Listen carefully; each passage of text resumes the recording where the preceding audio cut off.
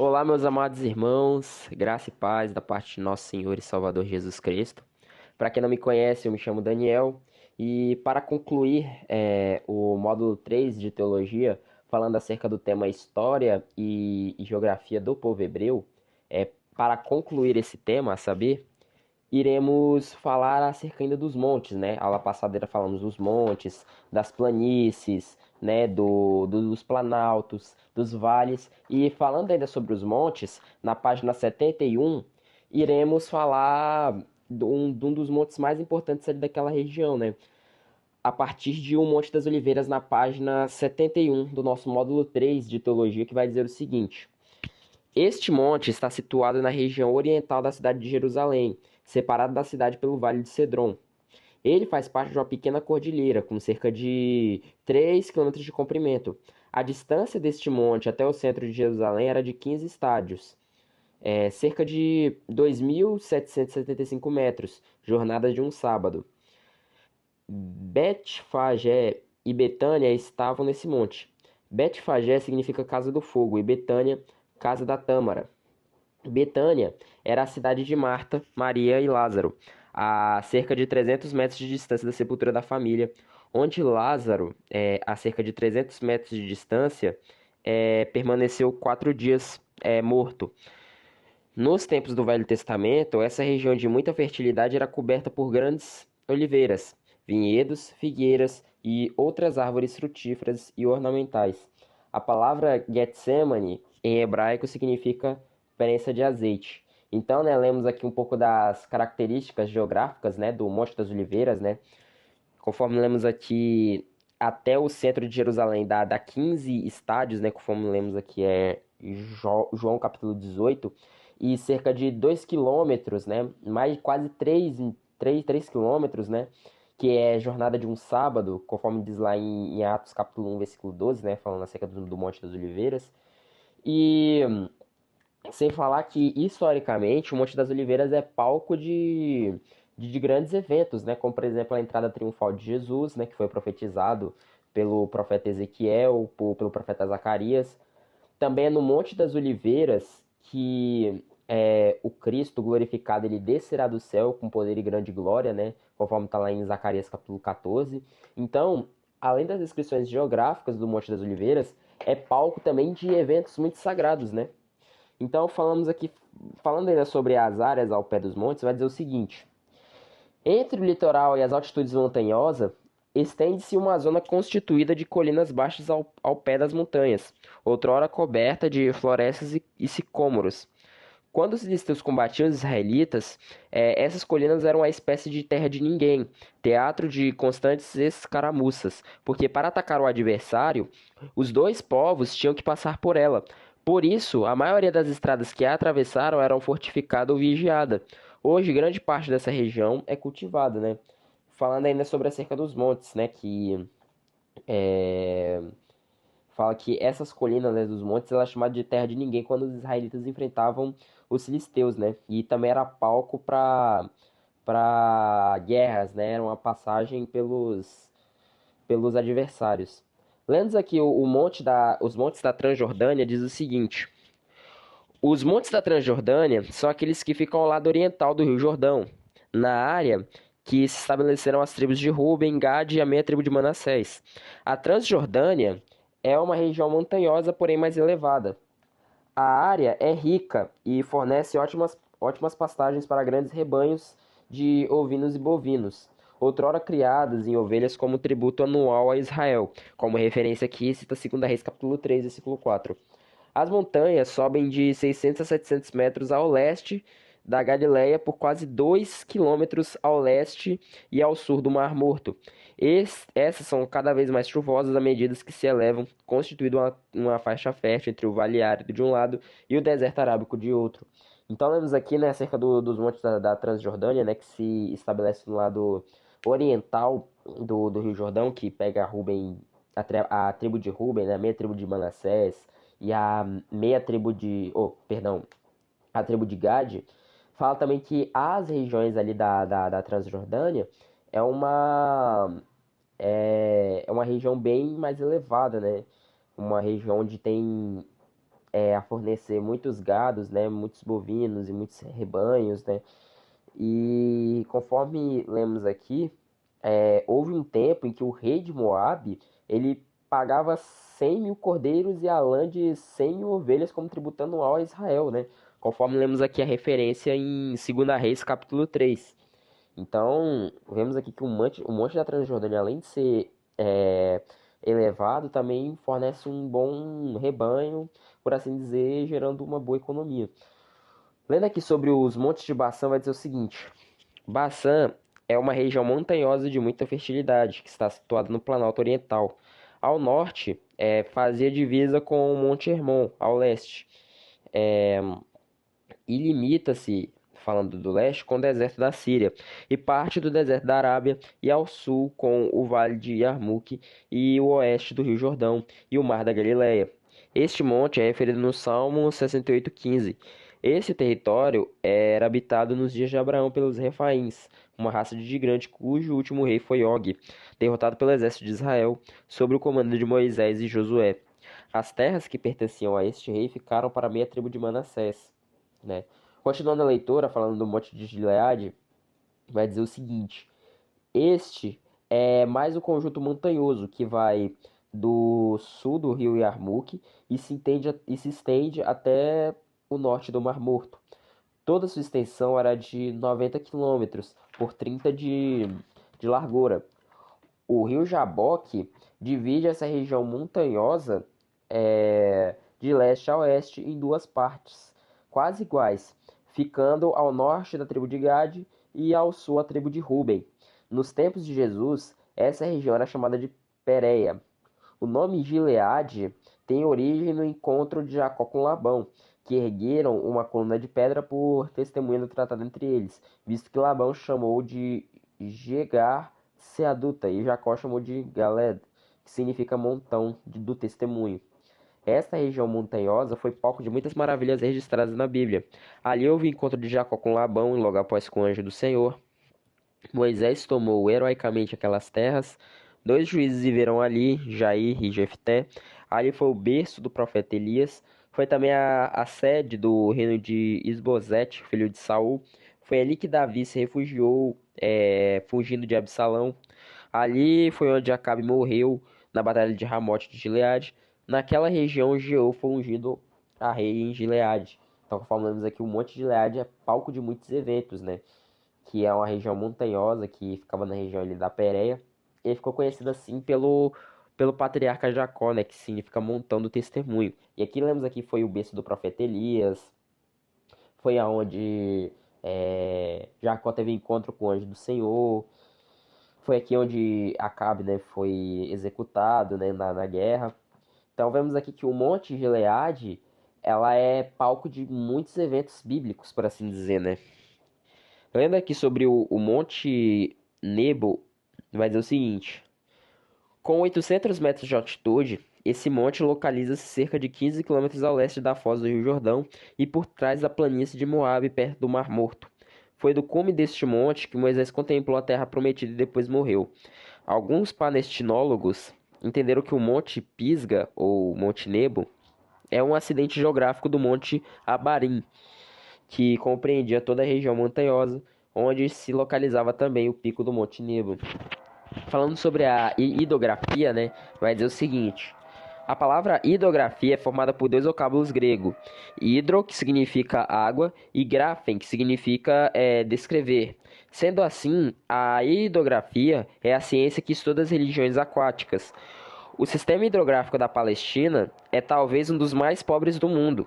Desde os tempos patriarcais, né, os tempos dos patriarcas, é, vemos o quanto aquela terra tem sido castigada pela seca.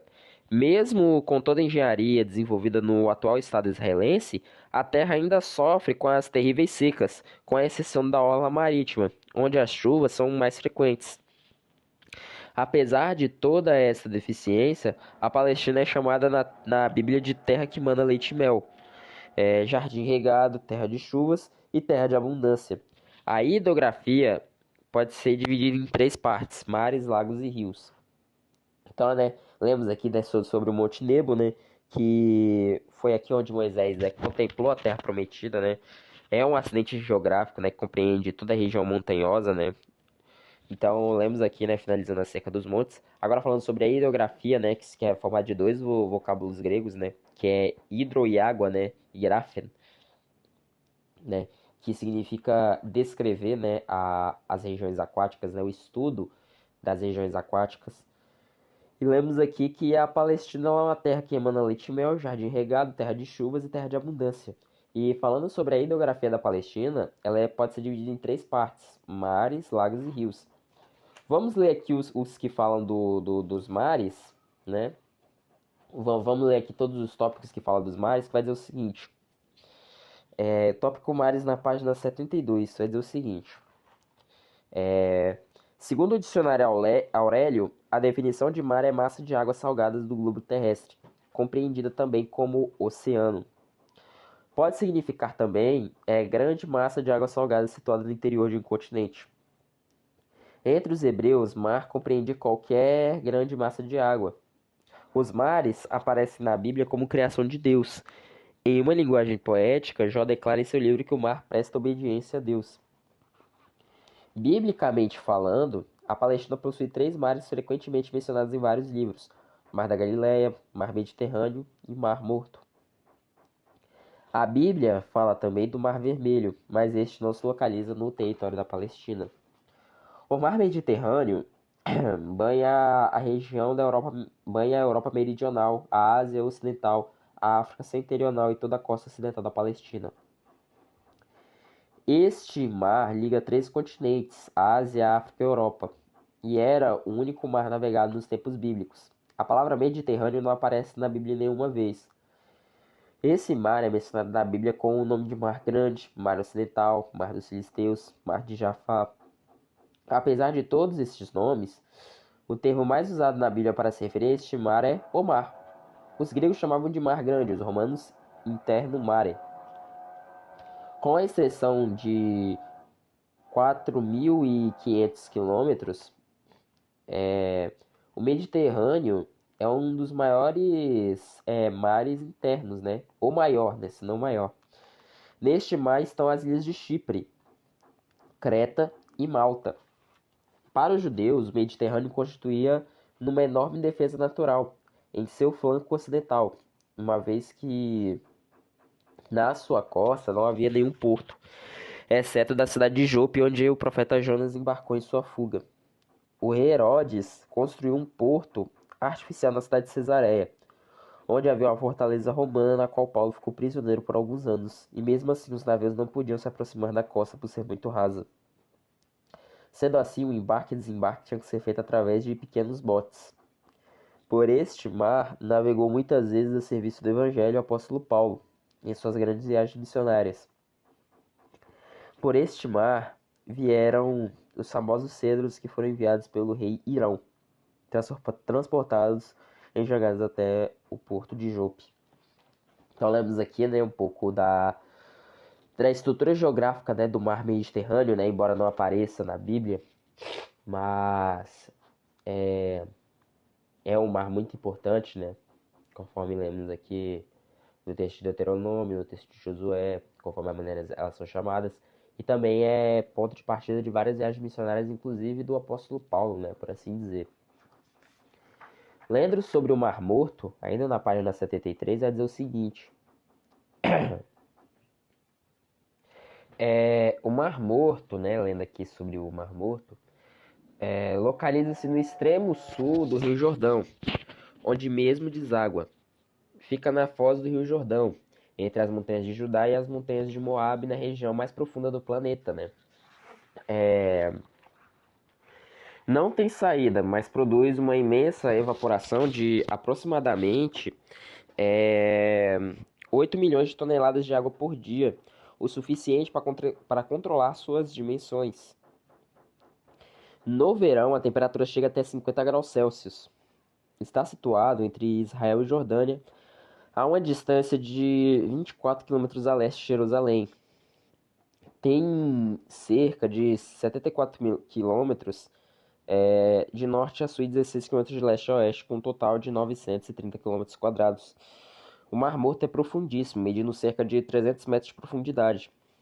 Seu ponto mais profundo é, é, tem 410 metros. Ficam quase 369 metros abaixo do nível do mar Mediterrâneo, o que o faz mais o baixo lençol da água do mundo. No lado sudeste existe uma península chamada Lisa, que significa língua. A sua região é geologicamente instável, o que a torna sujeita a abalos sísmicos. Sua origem ocorreu através de movimentos geológicos que produzem uma falha que se tornou um vale.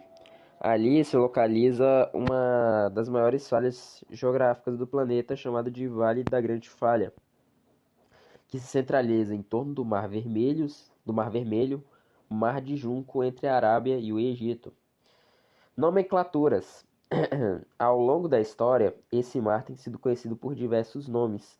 Em algumas passagens bíblicas, ele é até chamado de Mar Salgado.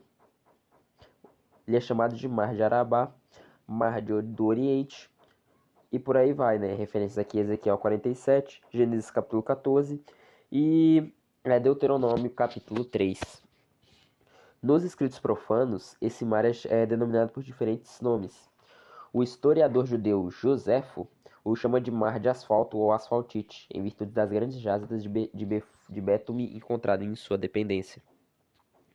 Os árabes chamavam de mar de Ló, o mar ofensivo, por causa do relacionamento entre Ló e Sodoma e Gomorra, que se situava em uma das planícies das proximidades deste mar. Os gregos, propriamente ditos, o historiador Pausanias, foram pela primeira vez os chamarem de Mar Morto, pelo fato de não haver nenhuma vida marinha, acrescentando o triste e desolador aspecto que domina aquela região. Pelo fato de ser o mais baixo do globo terrestre, este mar foi apelidado de Portão do Mundo. Minerais. O Mar Morto é um dos lagos mais salgados do planeta. Suas águas contêm 25% de salinidade. Os turistas, por assim dizer, que visitam e aproveitam para boiar em suas águas enquanto leem revistas e jornais, visto que não correm nenhum perigo de se afundar pela densidade das águas, né? Que os turistas lá no Mar Morto, né? Geralmente eles vão lá para boiar, né? Porque não é um rio que não corre perigo de se afundar, né? Porque não tem vida, né? Por assim dizer, né? E o uso de sal extraído no Mar Morto remonta ao passado até aonde a história retrocede. Além do sal, existem em abundância nas águas desse mar outros elementos químicos como magnésio, cloro, potássio, cálcio, bromo e enxofre. O Mar Morto contém cerca de 22 bilhões de toneladas de sal comum, 6 milhões de toneladas de cloreto de cálcio, 2 bilhões de toneladas de magnésio e 200 milhões de toneladas de gesso. Com um potencial quase ilimitado na exploração desses minérios, se ocupa um grande número de empresas, né? Então vemos aqui que o Mar Morto, ele além de ter muita importância histórica, né, seja bíblica ou seja nas histórias profanas, né, por assim dizer, nos escritos profanos, é uma região que é um mar, né, para assim dizer, que possui muitos elementos químicos, né, como cloro, magnésio, potássio, cálcio, né, e tem 25% de salinidade, né, ao ponto dos turistas eles flutuarem, né, quando estão ali naquela região.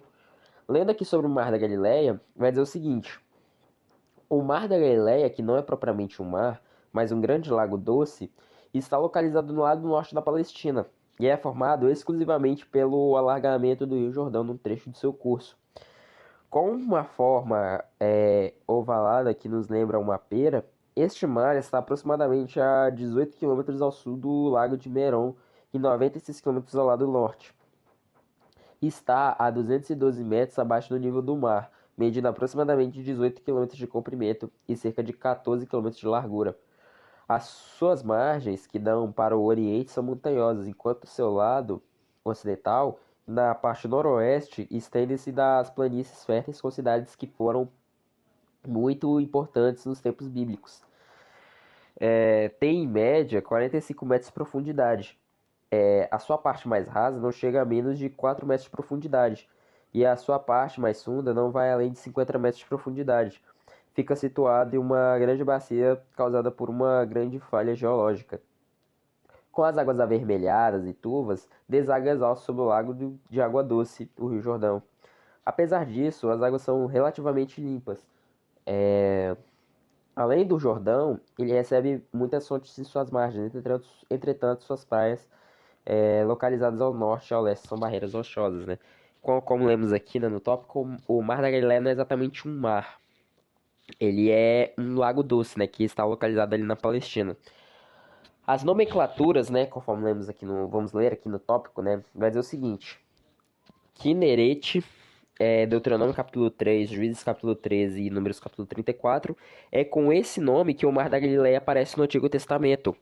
Este vocábulo vem de Quinor, que significa cítara, pelo fato de parecer com este instrumento musical, que é ovalado em forma de uma pera.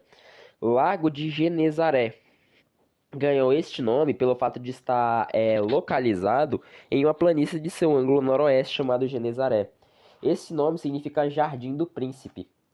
Tiberíades recebeu esse nome por causa da cidade de Tiberíades, construída pelo rei Herodes Antipas, em homenagem ao imperador Tibério César.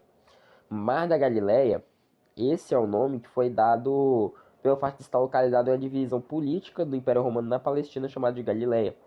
Especialmente nas regiões noroeste e nordeste, foram edificadas grandes cidades que foram muito famosas nos tempos bíblicos: Cafarnaum, Betsaida, Tiberíades, Corazim, Genezaré, Magdala e etc. Lendo sobre o tópico lago, vai dizer o seguinte: o único lago existente em todo o território palestino é o Lago de Merom, mencionado apenas 2 vezes no livro de Josué, com o nome de Águas de Merom. Seu nome atual é o Lago de Ule, nome árabe.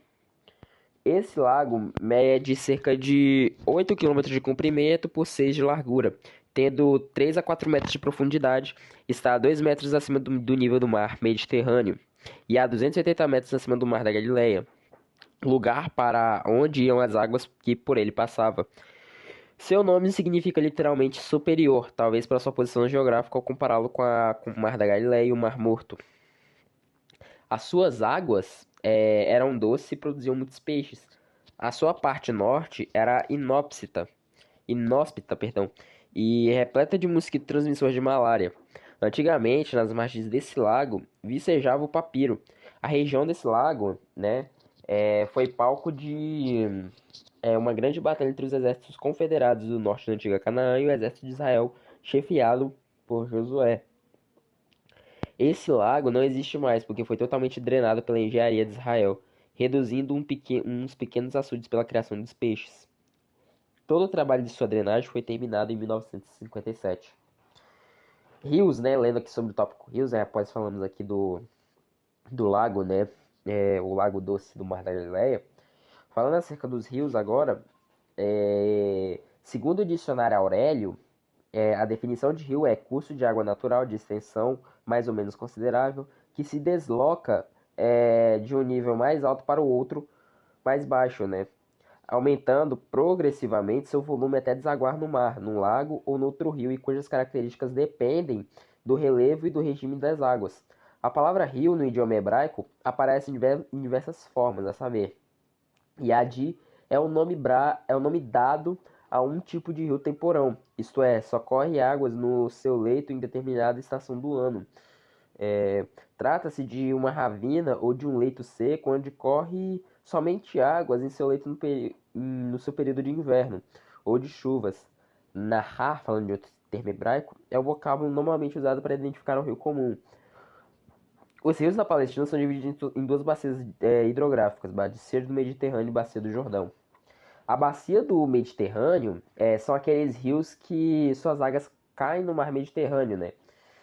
E a bacia do Jordão, ela compreende como as fontes que desaguam no leito do Rio Jordão. E elas, né, estão tanto na parte leste como do oeste. Antes de falar sobre os rios que se localizam, né, no Jordão, deve-se falar primeiro do principal, né, que é o próprio Rio Jordão, que na página 77 vai dizer que o Jordão nasce nas montanhas do Antilíbano e a oeste do Monte Hermon, e é o principal rio da Palestina. Ele corre na direção norte e sul, dividindo o estado em duas partes diferentes, deixando na região leste a Transjordânia e na região oeste a terra de Canaã. Seu nome significa decaimento àquele que desce, e em virtude de sua grande sinuosidade, tem sido apelidado de Serpentina. No seu curso superior, ao norte estão as fronteiras sírio-israelense. Nascentes. Esse rio inicia-se os montes no Antilíbano, especialmente o Hermon, em cujos picos a neve cai o ano todo. E quando esta sofre alta temperatura, torna-se líquida e vai se deslizando para a superfície da terra, ou se filtrando pelas brechas do sol até formar as nascentes do Jordão. O início do rio, propriamente dito, começa do encontro de quatro principais riachos: Hasbane, Banias, Leda, Beit, que significa encontro, né? E vamos ver aqui o que cada um significa, né?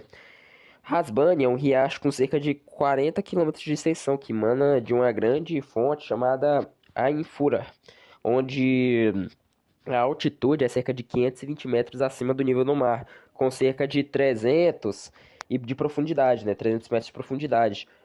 Bania significa o deus da fertilidade. É o mar oriental de todos. Esse riacho nasce perto das ruínas de Banias, né? Antiga Cesareia de Filipe, no sopé do Monte Hermon, onde a elevação é de 348 metros acima do nível do mar. Aqui temos uma das passagens mais belas de todo o mundo, né? Leda, né? Que é a fonte central, é mais volumosa, está a 157 metros acima do nível do mar, inicia perto de Tel Cadi, a antiga Dan da Bíblia, e também trata-se de uma poderosa nascente que brota no solo daquele ponto. Essa nascente é chamada de Flávio José de O Pequeno Jordão. Então, lemos aqui, né, sobre Banias, né, em Berete, né, fala que está presente lá a região das nascentes, o Jordão inferior, o Jordão superior, e na conclusão diz que o Jordão é o rio mais famoso de toda a Bíblia, né? Que também é palco de vários eventos, inclusive o do batismo de Jesus, o do onde Naamã foi curado, né? Em Josué capítulo 3, né? Essas águas, né, serviu como uma avenida, né, para Israel passar e possuir Canaã, e por aí vai, né? Falando ainda do desse assunto, né? Falando ainda acerca dos rios, né, por assim dizer. Falando sobre o rio Querite, na página 78, diz o seguinte: aqui temos um dos muitos Yadi, né, existentes na Palestina. Até hoje discutem-se a verdadeira localidade desse ribeiro de águas interminentes, baseado em 1 Reis capítulo 17, onde diz que esse ribeiro está ao oriente do Jordão. Até mesmo alguns autores identificaram na margem oriental do Jordão, né? E conforme lemos aqui, né, conforme vamos lendo, né, acerca desse tópico, né, de Querite, o que deixou esse ribeiro famoso foi seu envolvimento com o profeta Elias, descrito em 1 Reis capítulo 17, né? 1 Reis capítulo 17, onde tem um famoso episódio, né, onde Elias é alimentado pelos corvos, né? E vemos que este rio, né, ele desce nos montes de Efraim e desemboca no Jordão. Falando acerca de Cedron, vai dizer o seguinte: trata-se também de um iade e não de um rio perene. Não passa apenas de um riacho com regime de inverno que atravessa o vale de Josafá. O termo é aplicado tanto ao riacho, tanto ao vale, por intermédio do qual flui, né? O seu nome hebraico significa turvo, melancólico. Em todo o Novo Testamento, o seu nome só aparece em João capítulo 18. Somente nos tempos chuvosos que produz águas impetuosas. Nasce a 2 quilômetros do noroeste de Jerusalém e, correndo na direção sudeste, passa ao lado da cidade de Jerusalém e deságua no Mar Morto, numa distância de 40 quilômetros, por um leito profundo e sinuoso. É mencionado em 1 Reis capítulo 2, 2 Crônicas capítulo 15, 2 Samuel capítulo 15, onde a fuga de Davi é falada ao ser perseguido por seu filho Absalão, né? Então vemos aqui por Cedron, tem, né, a sua importância, né, pelo fato de foi por ali onde Davi passou, né? E o seu nome significa turvo e melancólico, né? E só nos tempos chuvosos, né, que as águas lá elas ficam impetuosas, né, por assim dizer. Também tem outros rios, chamado Yarmouk, o Jaboque, o Arnon, né, conforme vamos ler aqui. A Palestina sob o governo dos romanos, né, falando aqui da página 80, vai dizer o seguinte: a Palestina sempre foi um lugar altamente estratégico. As nações do passado, como egípcios, assírios, caldeus, medos persas e gregos, se valeram muito dessas vantagens. Entretanto, quem mais aproveitou tudo isso foram os romanos. Por seus territórios passavam as grandes estradas que levavam a todas as partes do mundo, sendo assim, possuindo todos os romanos a Palestina. E eles tinham nas mãos a chave do Oriente Médio. No ano 63 a.C., o general romano Pompeu entrou em Jerusalém e, através de um tratado, possuiu o Estado judaico. No tocante a assuntos administrativos, os romanos eram rígidos, mas, no tocante à religião, eles eram bem flexíveis. Nos tempos de Cristo, a Palestina era dividida em 5 regiões diferentes que podemos chamar de distritos ou até mesmo províncias, né? 3 dessas regiões ficam do lado ocidental do Rio Jordão e 2 ficavam do lado oriental. As que ficavam do lado ocidental era a província da Galileia. 3 dessas regiões, né, falando aqui, conforme lemos aqui na Palestina sob o governo do Império Romano, 3 ficavam do lado ocidental e 2 ficavam do lado oriental. As 3 que ficavam, né, era a província da Galileia, da Samaria e da Judéia. E da oriental, né, ficavam a região de Pérea e Decápolis, né, conforme dizem nos tópicos. E para finalizar, para falar da revisão geral, vai dizer o seguinte: nesta lição, nós vimos que a planície é aquela que se limita com o mar Mediterrâneo. Nós vimos também que a planície do Acre está no extremo noroeste da costa palestina e que a planície de Saron localiza-se entre o sul do Monte Carmelo e a cidade de Jope. Aprendemos também que a planície de Jezreel é a maior planície da Palestina e que foi o lugar onde mais sangue já foi derramado. Nós aprendemos ainda que a palavra vale em hebraico surge com vários nomes e significados, que podem ser uma garganta, uma ravina, uma depressão e também um vale propriamente dito. Aprendemos também que os vales mais importantes da Palestina são Vale do Jordão, Vale do Acor, Vale de Ajalon, Vale de Escol e Vale de Hebron. Vimos ainda que a Palestina é normalmente vista como 2 importantes planaltos, como o Planalto Oriental e o Planalto Central. Nós vimos também que Canaã é uma terra montanhosa por excelente, e esses montes são divididos em 2 grupos: os montes palestínicos, que ficam ao oeste do Jordão, e os montes transjordânicos, que ficam do lado leste. Nós aprendemos também que o sistema hidrográfico da Palestina é composto de mares, rios e lagos. Nós vimos também que os mares da Palestina são o Mar da Galileia, o Mar Mediterrâneo e o Mar Morto. Com respeito ao Mar Morto, nós aprendemos que esse é o ponto mais profundo da face da Terra, né? Vimos também que o Mar da Galileia aparece na Bíblia com vários nomes, e são eles: Mar da Galileia, Lago de Genezaré, Lago de Tiberíades e Quinesete. Aprendemos também que o único lago existente na Palestina, mais do que já foi drenado, é o Lago de Meron. Com respeito a rios, aprendemos também que o Jordão é o mais importante de todos os rios da Palestina. Nós aprendemos ainda que a Palestina no tempo de Cristo era governada pelo Império Romano. Nós vimos também que Roma dividiu a Palestina em 5 províncias, a saber, Judéia, Samaria, Galiléia, Pérea e Decápolis. Então essa foi a revisão geral e encerramos aqui falando acerca do tema História e Geografia Bíblica. Eu espero que vocês tenham gostado. Se gostou, que Deus continue abençoando vocês e até a próxima, em nome de Jesus.